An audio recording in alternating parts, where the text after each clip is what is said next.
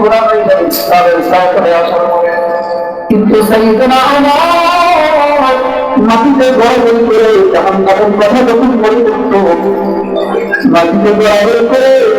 মাথাটাকে মাটিতে থাপড়ে দেওয়ার কান্না করত। নবী আরবি সাল্লাল্লাহু আলাইহি ওয়াসাল্লাম ওমরকে বলতেছে, এই ওমরকে আল্লাহ রাব্বুল আলামিন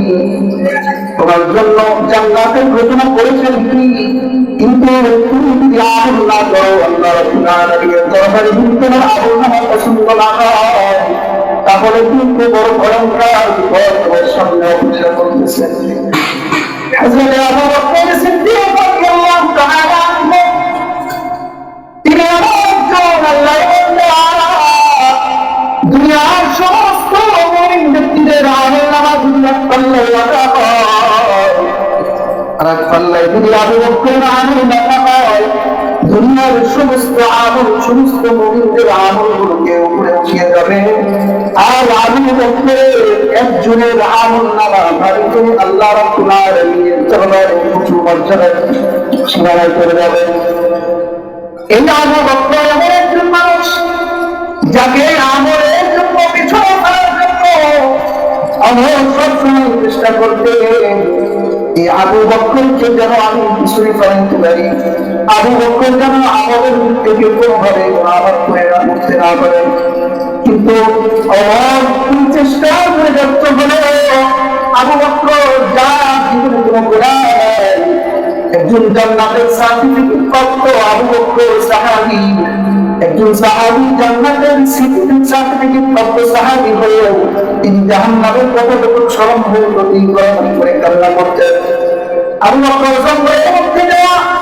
গাছের পাতার দিকে দাঁড়িয়ে থেকে আফসোস করে, আল্লাহ রাব্বুল আলামিনের উপরে কান্না করে আর বলে,